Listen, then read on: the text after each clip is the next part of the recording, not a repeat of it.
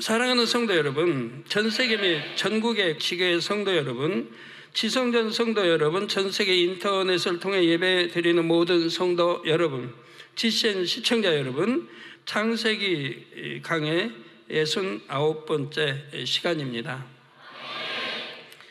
지난 시간에는 1절 전반절을 설명했습니다. 하나님께서 왜 간교한 뱀을 에덴 동산에 있게 하셨는지 말씀드렸지요.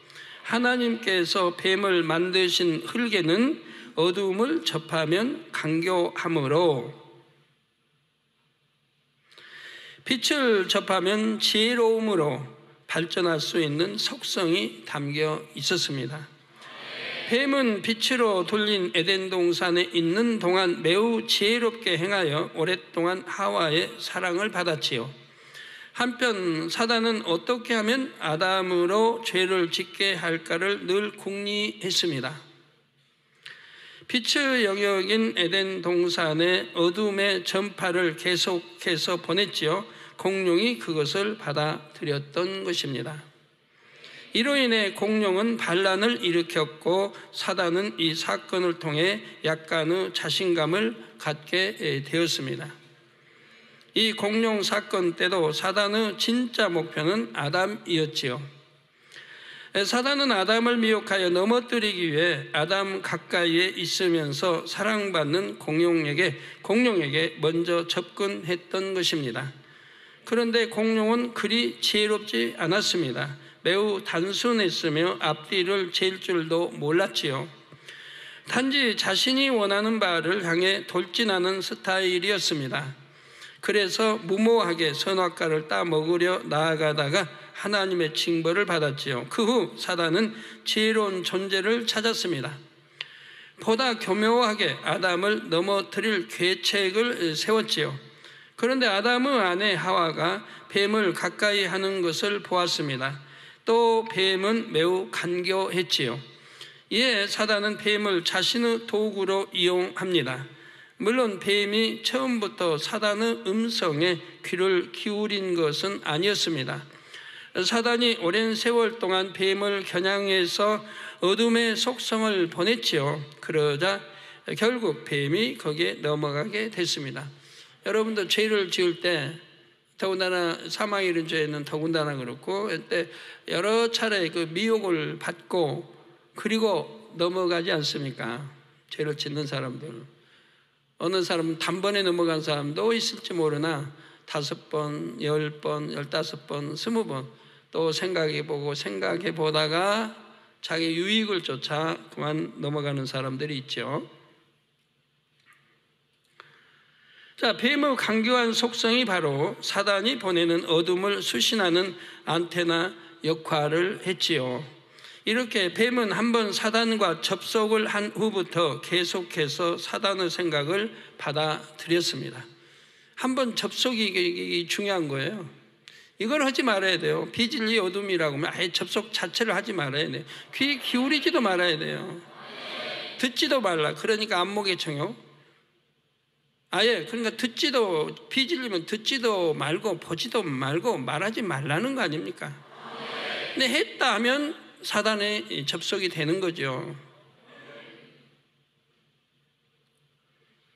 결국 뱀은 사단의 충실한 종노릇을 하는 지경에 이르렀지요. 따라서 지금부터 뱀이 여자에게 하는 말은 곧 사단이 하는 말이라고 할 수가 있습니다. 본문 후반절에 뱀이 여자에게 물었다 했습니다. 사단은 뱀을 통해 여자에게 접근했습니다. 남자인 아담에게 직접 접근하지 않았지요. 왜 그랬을까요? 당시 아담은 첫째 하늘과 둘째 하늘을 모두 다스리던 지배자였기에 그 권세와 위엄이 대단했습니다. 모든 들짐승도 아담에게 순종했고 아담을 사랑하며 잘 따랐지요. 따라서 뱀이 아담에게 직접 접근하여 그를 미혹하는 것은 쉬운 일이 아니었습니다. 물론 사단의 궁극적인 목표는 아담이지만 뱀이 아담 앞에 직접 나와서 감히 미혹하는 말을 할 수 없었습니다. 설령 직접 대한다 해도 아담은 쉽게 미혹되지 않으리라는 것을 사단이 잘 알고 있었지요. 이에 사단은 아담의 사랑을 받고 있는 여자를 통해 간접적으로 미혹하는 방법을 택했습니다. 먼저 아담이 사랑하는 아내 하와를 미혹하고 하와를 통해 아담까지 미혹하려 했지요. 아담은 결국 가장 가깝고 사랑하는 사람을 통해 미혹을 받아 넘어지고 말았습니다. 이게 뱀의 간사하고 교활한 뱀의 작전이 지금 들어맞은 거예요. 성공한 거예요. 온라인 세상에도 그런 게 참 많이 있어요. 남자에게 접근하기 어려우면 바로 여자에게 접근해서 뇌물을 준다든가 그가 좋아하는 것을 해서 선심을 사다든가 해서 남편을 미혹하도록 그렇게 역사도 그랬고 많은 일들이 그렇게 진행이 돼 왔죠. 오늘날도 그렇고요. 오늘날 성도들도 가까운 사람을 통해 사단의 미혹을 받는 경우가 많습니다. 결혼 전에는 신앙생활을 잘하던 자매가 믿지 않는 사람과 결혼하여 핍박을 받는 일도 있습니다. 많은 예비 남편들이 결혼하면 함께 교회 다니겠다고 약속하지만 결국 후에는 마음이 변개하지요. 그리고 아내가 교회 가는 것도 싫어하여 핍박까지 하는 경우가 있습니다. 여기에 시부모나 시댁 식구들까지 가세하여 교회에 나가지 못하게 하는 경우도 있지요. 이런 식으로 대놓고 핍박하지 않는다 해도 가정이 복음화되지 않으면 믿지 않는 가족으로부터 이런저런 미혹을 받습니다. 믿지 않는 가족은 사단에게 속했기 때문에 자신도 알지 못하는 사이에 사단의 사주를 받지요.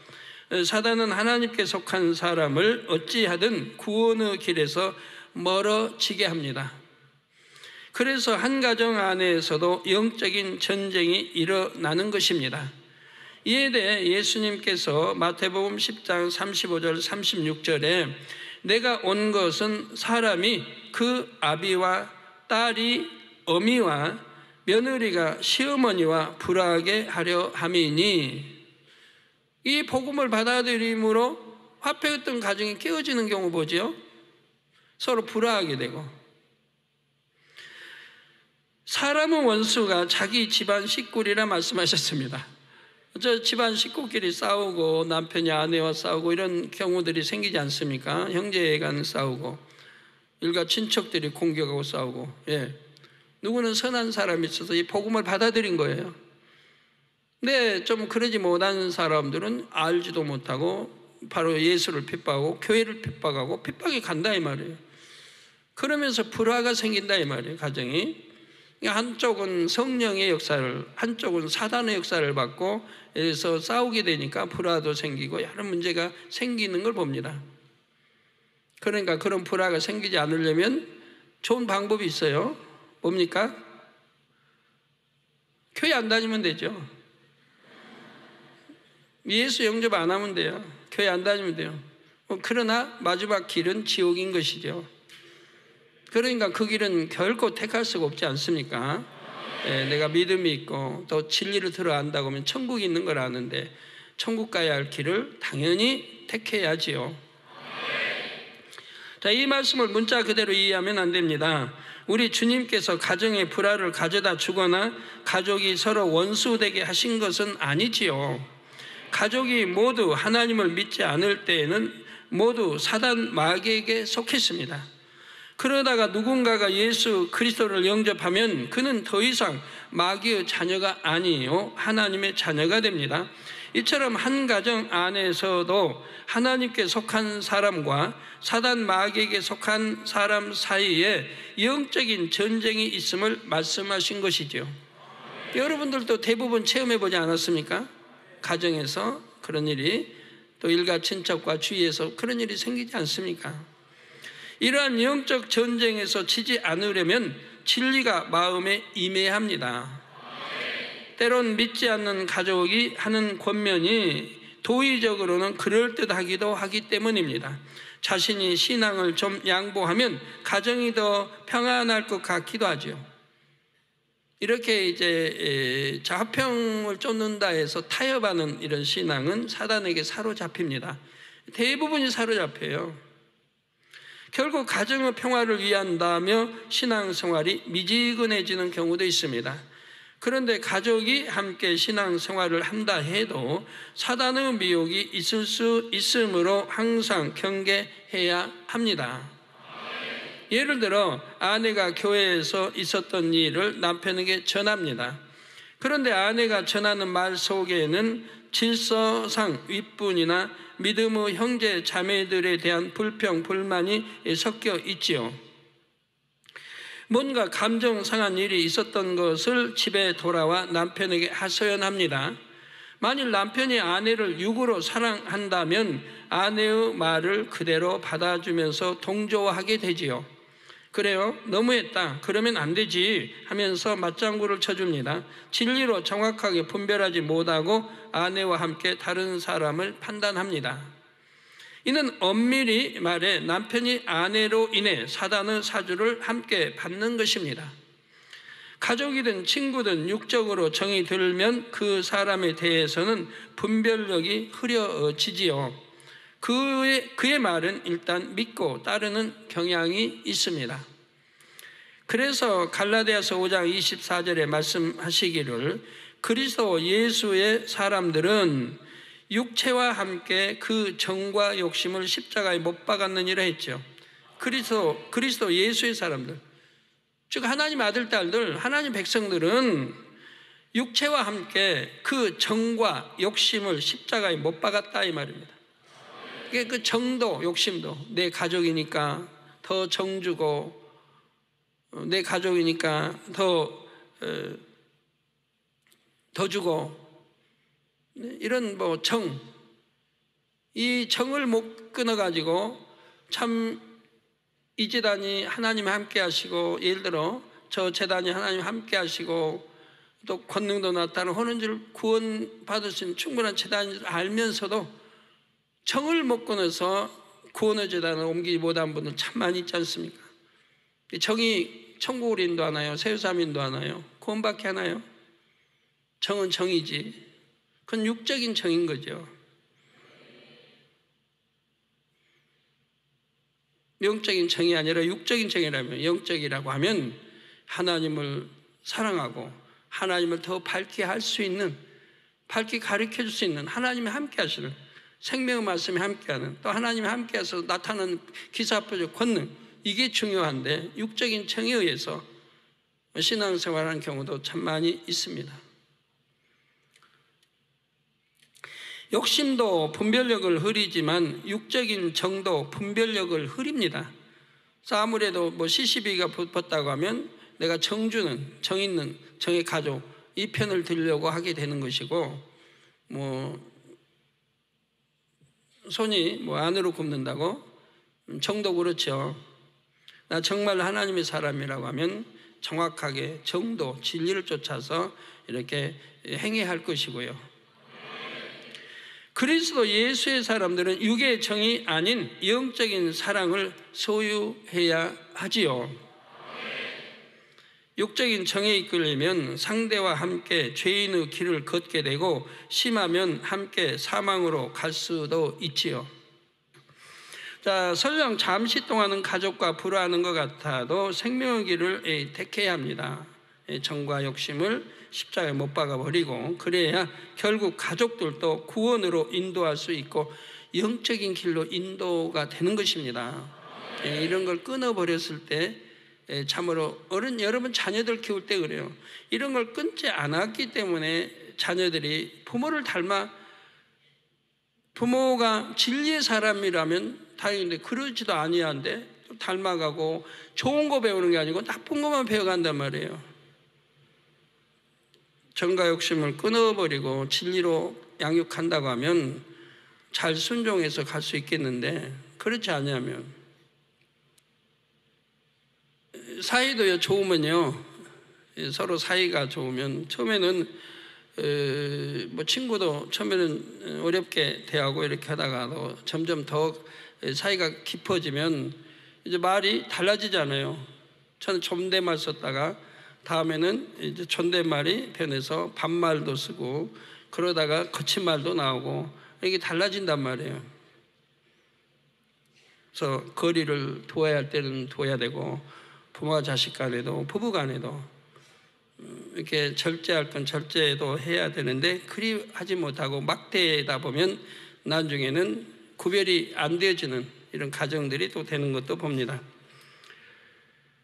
우리 주님의 제자들은 그렇게 3년 공생하면서도 감히 주님께 꼭 알고 싶은 말도 여쭙지를 못했습니다.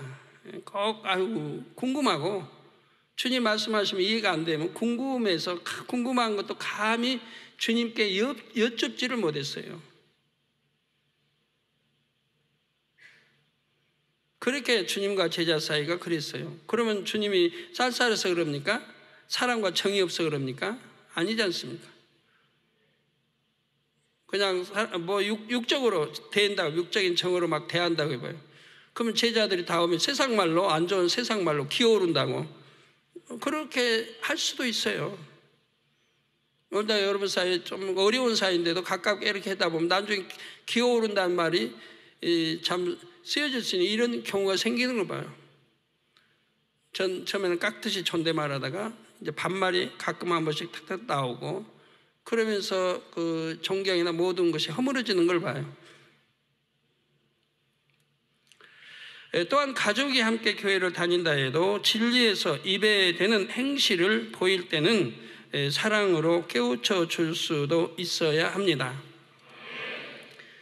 기본 맞춰준다고 동조한다면 함께 유구 흐름을 타게 됩니다. 그런데요, 이게 육의 정과 이런 것들이 깊으면 사실 뭐 부모가 뭐라고 해도 권면해도 잘 안 들어요, 자녀들도. 너무 이제 거리가 없어져 버리면 이제 부모 말도 잘 안 듣게 되는 이런 경우 많이 보지요. 나 또 너무 엄하라는 거, 엄하게 대하라는 거 아닙니다. 그럼 자녀들이 주눅 들어가지고 그것도 안 되죠. 적절하게 지혜롭게 다 해야 되는 거죠. 어느 선을 넘어서는 안 돼요, 서로가. 넘지 아니할 선이 있는 거고 넘어도 좋은 선이 있는 거고 당장은 조금 서먹해진다 해도 진리로 분별하여 깨우쳐 줌으로 영의 흐름을 타고 갈 수 있게 해야 합니다. 그렇다고 이 말씀을 오용하면 안 됩니다. 자신이 가족 일원으로서 마땅히 감당해야 할 역할을 소홀히 하면서 무조건 교회 일만 열심히 해서는 안 되지요. 부모로서, 자녀로서, 아내로서, 남편으로서 가정에서 마땅히 해야 할 바는 해야 합니다. 가족들을 영혼으로 바라보고 영으로 사랑하며 마음으로 섬겨야 하지요. 어떤 분은 교회 핑계대고 엄마는 엄마로서 해야 할, 아빠는 아빠로서 해야 할 의무가 있는데 교회 핑계대고 그런 의무를 감당하지 않는 분들이 있어요. 그리고 다 교회 핑계를 대는 거죠. 교회에서 뭐 모임이 있으니까, 교회에서 기도했으니까, 뭐 있어 하면서 다 핑계대고 가정에는 너무 소홀하게 대하는 이런 분들도 있는데 그래야 해도 안 되죠. 그래 가족들을 영혼으로 바라보고 영으로 사랑하며 마음으로 섬겨야 하고요. 또한 믿음이 없거나 믿음이 여린 가족을 진리로 인도할 때도 그들 입장에서 이해가 되어 따를 수 있게 해야 합니다. 무조건 그러면 안 된다, 지옥 간다, 이렇게 해야만 한다, 이런 식으로 강요하면 안 되지요. 하나님의 말씀대로 사는 것이 얼마나 행복한지를 자신이 먼저 체험하고 그 행복을 나누어 줄 수 있어야 합니다. 사랑하는 성도 여러분, 이제 사단이 뱀을 통해 어떤 말로 하와를 미혹하는지 살펴보겠습니다. 뱀이 여자에게 물어 가로되 하나님이 참으로 너희더러 동산 모든 나무의 실과를 먹지 말라 하시더냐 했지요. 이 말을 꼼꼼히 들여다보면 단어 하나하나에 하와를 미혹하려는 의도가 담겨 있음을 알 수가 있습니다. 여러분, 영으로 들어가 온영으로 들어간 분들은 이런 거 하나하나도 명심해서 자기 고쳐나가야 돼요. 상대의 말 한마디 듣고도 상대가 날 미혹하는 건지 정말 하나님께 영광을 돌리고자 하는 건지 다 분별할 줄을 알아야 돼요. 영으로 들어가 온영으로 들어간 분들은 그 정도는 다 해야 돼요. 그래야 영으로 들어가고 온영으로 들어갈 자격이 있는 거죠.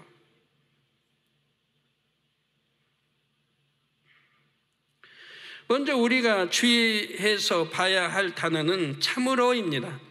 이런 단어 하나도 미끼가 될 수 있고 함정이 될 수 있음을 아시기 바랍니다. 사람들은 흔히 자기 말을 강조할 때 참으로라는 단어를 사용합니다. 그런데 여기서는 전혀 그런 의미가 아니지요. 사단은 오히려 하나님께서 선악과를 금하셨다는 사실을 부인하게 하려는 의도로 이 단어를 사용했습니다. 비유를 들면 두 사람이 대화 중 그게 진짜야? 정말이야? 하고 되묻는 경우가 있죠. 자, 상대의 말이 참인지 재확인하려는 때도 있지만 믿지 못하겠다며 부정할 때도 정말이야? 하고 되묻습니다. 확인하기 위한 것도 있고 그것도 언제 믿지 못하기 때문에 확인하는 거죠. 그 말을 또 믿지 못하겠다며 부정할 때도 정말이야? 하고 되묻습니다. 내 말을 믿기가 좀 어려운데 라는 의심이 담긴 표현이지요. 이처럼 사단은 참으로라는 단어를 넣어 질문함으로써 하나님께서 선악과를 금하셨다는 사실을 일단 부인하게 하려 했던 것입니다. 질문을 받은 상대의 마음에 혼란을 일으키도록 했던 것이지요.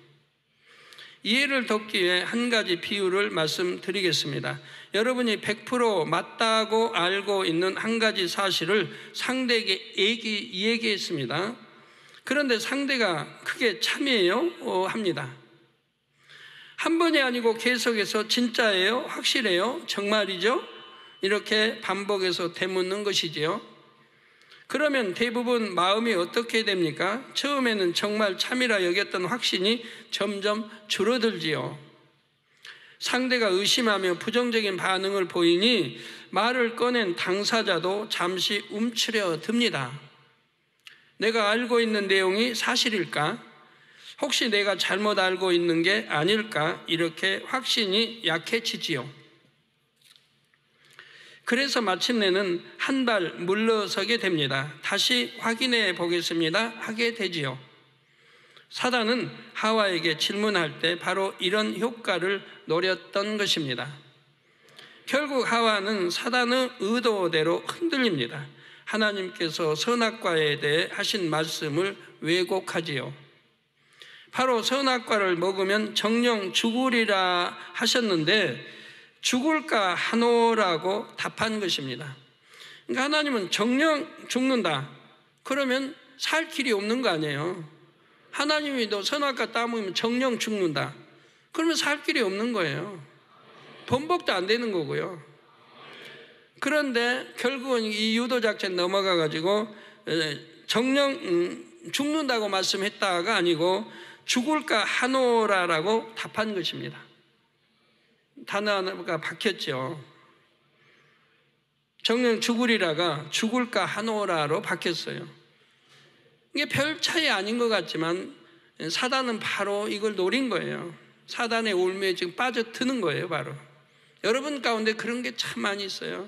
사업상도 그렇고 여러 일에 그런 게 많이 있습니다. 그렇게 미혹에서 넘어가는 경우가 많이 있고 더군다나 아직 철이 들지 않았다든가 아직은 세상 경험이 적은 우리 젊은이들은 더군다나 그런 말에 넘어가기 참 십상이죠. 그래서 범죄하는 일이 너무 많습니다. 자기 마음에 진리가 온전히 임한 사람은 어떤 상황에서도 흔들리지 않습니다. 누가 뭐래도 참은 참이고 거짓은 거짓이지요. 예를 들어 미국의 수도는 워싱턴 DC입니다. 맞지요? 정말입니까?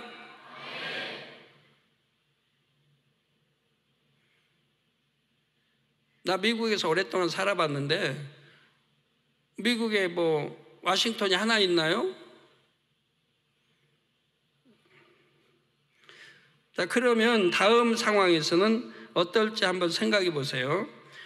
공개 면접을 보는데 여러분의 대기 번호는 30번입니다. 면접관이 1번 응시자에게 미국의 수도가 어디입니까? 라고 묻습니다. 1번은 뉴욕입니다. 라고 답합니다. 여러분은 틀렸다고 생각할 것입니다. 2번도 뉴욕이라고 답합니다. 저 사람도 틀렸다고 생각할 수 있지요. 3번도 뉴욕이라고 답합니다. 아마 3번도 틀렸다고 생각할 수 있겠지요. 그런데 4번도 역시 5번도 6번도 계속 미국의 수도가 뉴욕이라고 답하는 것입니다.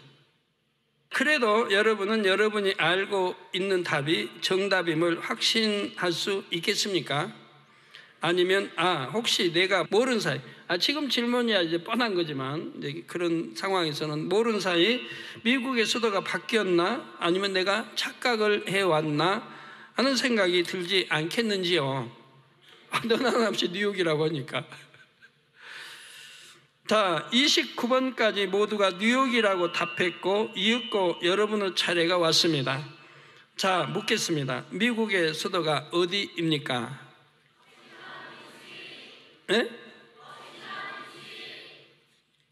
여러분도 워싱턴 DC라고 자신 있게 대답할 분 아마 많이 없을 거예요.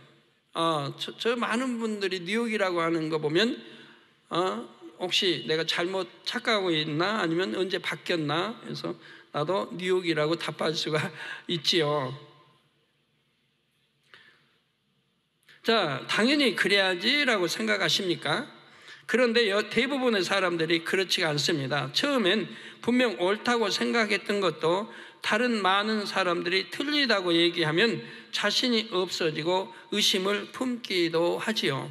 이는 자기 유익을 구하는 간사한 마음이 있기 때문입니다. 나만 저들과 다르게 주장하다가 혹시 불이익을 당하지는 않을까, 소외당하거나 무시당하지는 않을까 생각하지요. 그래서 틀린 줄 알면서도 결국 그쪽 편을 드는 경우가 있는 것입니다. 아버지 하나님께서 원하시는 자녀는 간사함이 전혀 없고 어떤 상황에서도 진실할 수 있는 사람입니다. 목에 칼이 들어와도 진리를 택할 수 있는 고든 중심을 가진 사람을 기뻐하시지요. 이 말씀도 잘못 이해하시면 안 됩니다. 이도 저도 가한 상황이라면 내 의견이 아무리 좋다 해도 화평을 쫓는 것이 낫습니다. 최선책을 택하기 위해 화평을 깨는 것보다 차선책을 택할지라도 화평을 쫓아야 하지요. 사실은 그게 최선책입니다. 단 참이 아닌 거짓, 불의, 불법에 대해서는 절대 마음이 흔들리면 안 되는 것입니다. 성도 여러분, 진실한 사람은 말을 할 때 참, 진짜 이런 단어를 잘 사용하지 않습니다. 우리 이제 많이 우리 학생들도 그러고 젊은이들, 우리 성도님들 고쳐지겠습니다. 참이에요, 정말이에요, 진실이에요. 이런 표현들 많이 하시는데 내 마음이 변화가 되면 그런 표현들이 사라질 겁니다. 만약 상대를 사랑한다고 고백할 때도 진짜 사랑합니다 이렇게 말하지 않지요. 사랑하면 내가 사랑한다고 그러지 진짜 사랑합니다 하면 그건 분명히 거짓이 들어있는 거예요. 자기도 모르는, 진짜라고 표현하는 사람 자기도 모르는 안에 속성이 거짓이 있는 거예요. 그냥 사랑합니다 한마디로 족합니다. 왜 진짜 사랑합니다가 표현이 왜 나와야 돼요? 사랑하는데 그 말 자체가 진실하기 때문에 굳이 거기에 참이니 정말이니 이런 수식어를 덧붙일 필요가 없습니다. 그런데 요한복음을 보면 예수님의 말씀 앞에 진실로, 진실로가 붙은 구절이 자주 눈에 띕니다. 마태, 마가, 누가 복음에서는 진실로, 진실로가 눈에 띄지 않지요. 진실로가 한 번 쓰인 구절들이 있을 뿐입니다. 두 번씩 강조해서 진실로, 진실로는 없다는 얘기예요. 요한복음에 진실로가 두 번씩 기록된 것은 기록자 사도 요한의 성품이 반영되었기 때문입니다. 예수님께서 하신 말씀을 강조하려는 사도 요한의 간절함이 그렇게 표현되었지요. 그런데 오늘 본문에 사단이 참으로를 덧붙인 이유는 결코 강조하거나 긍정하려는 데 있지 않습니다. 하와로 하여금 하나님의 말씀을 부정하게 하려고 의도적으로 덧붙인 것입니다. 성도 여러분, 다음으로 우리가 주시해야 할 단어는 너희더러라는 표현입니다. 너희더러. 뱀은 지금 하와와 대화하면서 너희더러라는 복수 인칭을 사용했습니다. 이는 하와뿐만 아니라 아담도 함께 겨냥하고 있음을 암시하지요. 결국은 아담을 함께 끌어넣으려는 의도가 이 말 안에 담겨 있습니다. 또한 뱀이 너희라고 말했다는 사실은 하나님께서 선악과를 금하신 대상에 하와는 물론 아담도 포함됨을 이미 알고 있었음을 나타냅니다. 너희라고 질문함으로써 하와의 대답이 대표성을 띠게 만든 것입니다. 하와가 자신만의 생각을 답한다 해도 이미 아담의 생각도 그렇다는 의미가 되어 버리지요. 뱀의 질문에 너희라 하여 아담을 포함시켜 놓았기 때문입니다. 그래서 하와의 대답이 곧 아담과 하와 두 사람의 공동 입장이 되는 것입니다. 하와는 뱀의 이런 의도를 알지 못했지요. 뱀은 바로 이 점을 노렸고 결국 이 여자의 대답으로 인해 아담도 함께 올무에 걸리게 하려고 했습니다. 그러나 진실하여 자기 분수를 지키는 사람은 이런 단어 하나에도 넘어가지 않습니다. 한 예로 어떤 안건에 대한 A 선교회의 의견을 알아야 하는 상황입니다.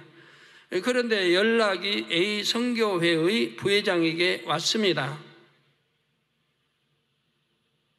의견을 취합하는 사람이 일이 급한데 회장님과 연락이 안 되니까 부회장님이 대신 알려달라고 재촉하지요. 이럴 때 A 선교회 부회장님이 그냥 자기 생각을 말해버리는 경우가 있습니다. 그러면 그 생각이 A 선교회의 의견이 되지요. 설령 그 내용이 A 선교회 내부적으로 이미 합의된 내용이라 할지라도 공식적인 의사 표명은 회장님이 해야 합니다. 만일 부회장님이 진실하고 자기 분수를 지키는 사람이라면 선교회의 의견을 임의로 발설하지 않지요. 대표성을 띠지 않기 때문에. 그런데 자신이 알고 있다 해도 아는 채 하지 않고 저희 회장님께 여쭤보세요 할 것입니다. 상황이 급하다 해도 반드시 회장님의 인가를 받고 전합니다. 이처럼 마음이 깨끗한 사람은 작은 티끌 같은 말 한마디도 놓치지 않고 반드시 걸러낼 수 있습니다. 자, 그런데 하와는 인간 경작을 받지 않았기에 사단이 뱀을 통해 하는 말에 나쁜 의도가 담긴 것을 알지 못했습니다. 더욱이 뱀과는 평소에 친하게 지냈으므로 어떤 경계 없이 쉽게 말을 들어준 것입니다. 성도 여러분, 다음으로 우리는 모든이라는 단어를 유의해야 합니다. 뱀이 여자에게 동산 모든 나무의 실과를 먹지 말라 하시더냐 물었지요. 하나님께서는 이에 대해 뭐라고 말씀하셨습니까? 창세기 2장 16절 17절에 보면 여호와 하나님이 그 사람에게 명하여 가라사대 동산 각종 나무의 실과는 내가 임의로 먹되 선악을 알게 하는 나무의 실과는 먹지 말라. 내가 먹는 날에는 정녕 죽으리라 하셨지요. 하나님께서는 동산 각종 나무의 실과를 마음껏 먹으라 하셨고 오직 선악과만 금하셨습니다. 뱀도 이 사실을 알고 있었습니다. 따라서 만일 정말 사실 확인을 위해 묻는다면 하나님께서 너희더러 선악과를 먹지 말라 하시더냐 했어야 합니다. 그런데 뱀은 동산 모든 나무의 실과를 먹지 말라 하시더냐라고 물었지요. 이게 전혀 다른 거예요. 이렇게 동산 모든 나무의 실과 먹지 말라 하시더라는 지금 뱀이 몰라서 묻는 게 아니에요. 함정을 팔았고 함정이 끌어들이는 거예요. 이렇게 함정을 끌어들이는데 함정에 들어가지 아니할 사람, 아니한다고 하면 굉장히 지혜로운 사람이죠. 대부분 함정에 빠지게 되어 있는 거예요. 그래서 뭐 재판할 때 재판장이나 아니면 검사 앞에 가거나 뭐 치조하는 이런 형사들 뭐 할 때 보면 대부분 다 만들어 놓고 틀을 만들어 놓고 질문해 올 때 대부분 사실이 아닌데도 걸려 들어가는 경우가 얼마나 많이 있는데, 사실이 아닌데도 유도 작전에 걸려 들어가는 경우가 얼마나 많이 있는데요. 자, 이렇게 물은 이유는 하와를 혼란시키기 위함입니다. 미끼를 던진 것이지요. 만일 선악과를 먹지 말라 하시더냐라고 물었다면 하와는 그렇다라고 대답했을 것입니다. 그러면 미혹할 거리가 사라지지요. 그러나 동산 모든 나무의 실과를 먹지 말라 하시더냐 물으면 어떻습니까? 이건 하나님이 그렇게 말씀한 거 아닌데도 이들은 지금 미혹해서 넘어가게 지금 작전을 쓰는 거죠.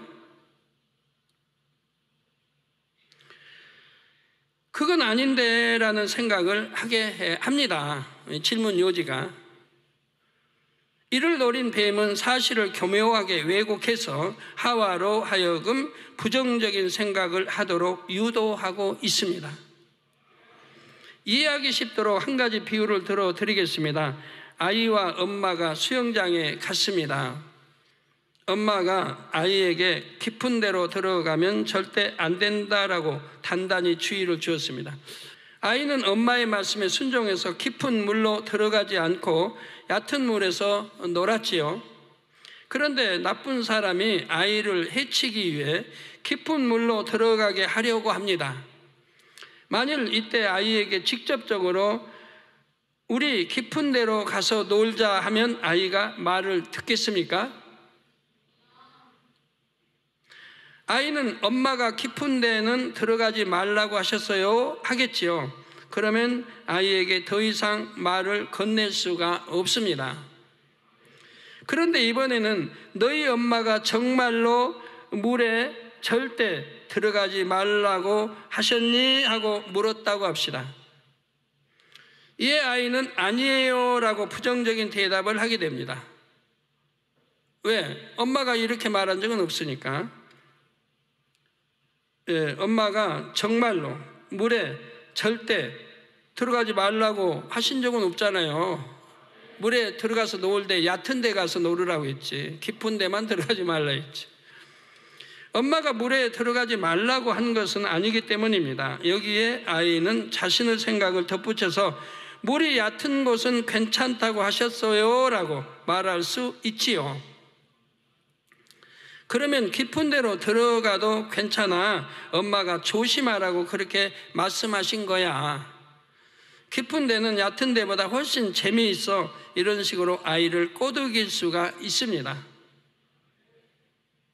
이처럼 사단이 하와를 미혹할 때에도 어떤 식으로 질문을 해야 자신이 원하는 답이 나올지를 알았지요. 사람들이 습관처럼 사용하는 표현 중에서 모든과 같이 전체를 뜻하는 단어들이 있습니다. 전부 다, 일체, 모두 이런 것들이죠. 사실 모두가 그런 것은 아닌데 사실을 강조하거나 과장할 때 자주 쓰입니다. 예를 들어 식사 자리에 늦게 온 사람이 음식이 조금밖에 남지 않은 것을 보면 다 먹어버렸다 하는 경우가 있죠. 나 없는 사이에 다 먹어버렸네. 서운한 표현이죠. 좀 남겨두지, 나하고 같이 먹지, 조금만 참고 기다렸다 같이 먹지, 나 오기 전에 이렇게 먹어버렸냐. 여기에 더 강조하기 위해 먹을 게 하나도 없네. 그런 분도 꽤 있잖아요. 먹을 게 하나도 없네. 여기저기 먹을 거 많은데도 먹을 게 하나도 없네. 다 먹어버렸네. 그런 표현은 여러분 잘하면서 언니 동생 뭐 누나 오빠 사이 그런 표현 참 많이 쓰죠. 엄마가 준 거 그냥 오빠가 다 먹었다. 오빠 다 먹어버렸네. 왜 내 거는 하나도 안 남겨놨어? 뭐 안 남겨놨는데 동생 것도. 서운한 감정의 표현이죠. 그러면 말한 자신도 불만스럽고 듣는 사람들도 불쾌할 수 있죠. 이런 이제 뭐 먹을 게 하나도 없네, 뭐 다 먹어버렸네 하게 되면 작은 말 한마디로 인해 서로 감정 상할 일이 생길 수가 있습니다. 여러분 가운데 그런 일이 뭐 얼마나 많이 있어요. 우리 더군다나 아직 철이 없는 우리 학생들 사이에는 그런 게 아무것도 아닌 거 가지고 감정을 갖게 되고요, 시시비비하고 싸우게 되고 하는 거 많이 봐요. 학생들 사이는 더군다나. 그러나 선하고 정직한 사람은 이런 단어들을 함부로 사용하지 않습니다. 입으로 내려고 했다가도 마음에서 걸립니다. 제가 늦었는데도 음식을 남겨주셨네요, 다른 분들은 충분히 드셨는지요? 하며 오히려 다른 사람들을 생각해 주지요. 이런 말에는 민망하고 죄송한 마음, 상대를 배려하는 마음이 담겨서 듣는 사람들의 마음도 평쾌해 줍니다. 사람이 사용하는 단어 하나하나에 그 사람의 마음이 담겨 있습니다. 말 한마디가 듣는 상대에게 생각의 차이를 낳고 생각의 차이는 행함의 차이를 낳지요. 성도님들은 이 점을 잘 기억하여 언제나 정직하고 진실한 말을 할 수 있기를 바랍니다.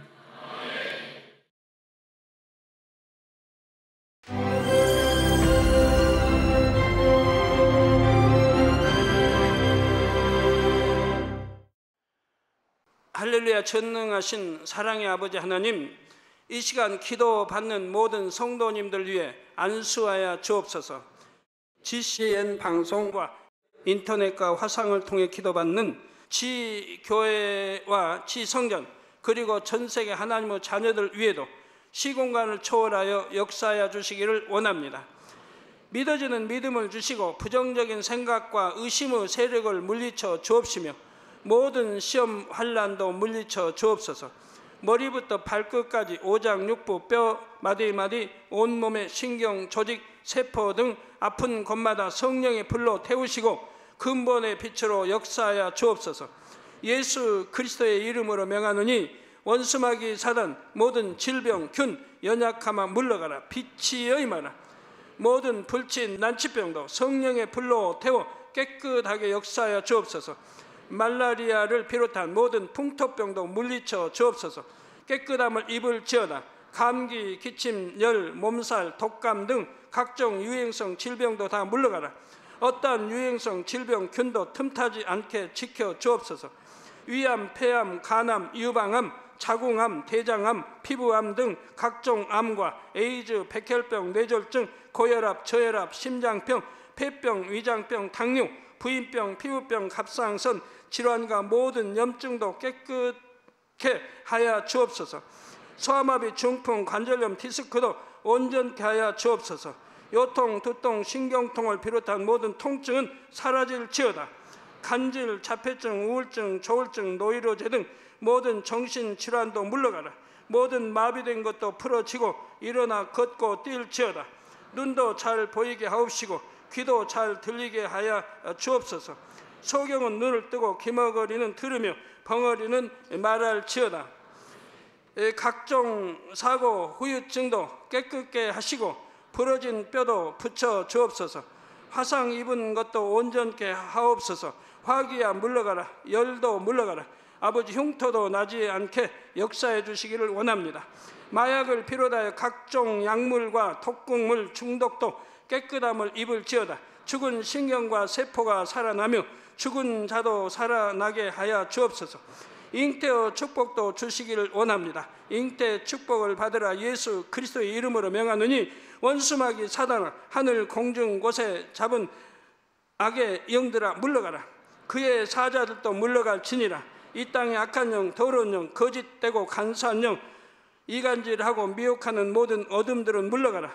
모든 흉악의 결박을 풀고 어둠아 물러가라. 빛이 임하라. 아버지 하나님, 부르짖어 기도할 수 있는 능력을 주시고 죄를 버리고 성결될 수 있는 능력을 주옵소서. 영혼이 잘됨같이 범사에 잘되게 하시고 가정의 복음화도 이루어 주시기를 원합니다. 한 주간도 모든 사고와 재앙으로부터 지켜주시고 불통이 없는 형통한 삶을 살 수 있도록 축복해 주옵소서. 성령의 불담으로 천군 천사와 주님의 불꽃 같은 눈동자로 모든 하나님의 자녀들과 가정, 일터, 사업들을 지켜주시기를 원합니다. 학생들에게 지혜와 명철을 더하시고 공부도 할 수 있는 뜨거운 마음과 열정도 더하여 주옵소서. 마음과 생각을 세상에 빼앗기지 않도록 지키시고 하나님을 뜨겁게 사랑하는 학생들로 축복하여 주옵소서. 하나님의 자녀들이 먹으나 마시나 입으나 무엇을 하든지 하나님 앞에 영광 돌리는 삶이 되게 축복하여 주시기를 원합니다. 나는 하나님을 만났노라, 체험했노라, 응답 받았노라, 축복 받았노라, 간증하는 입술이 되게 역사하여 주옵소서. 아버지 하나님 감사합니다. 홀로 영광 받으옵소서. 우리 주 예수 그리스도의 이름으로 기도하옵나이다. 아멘.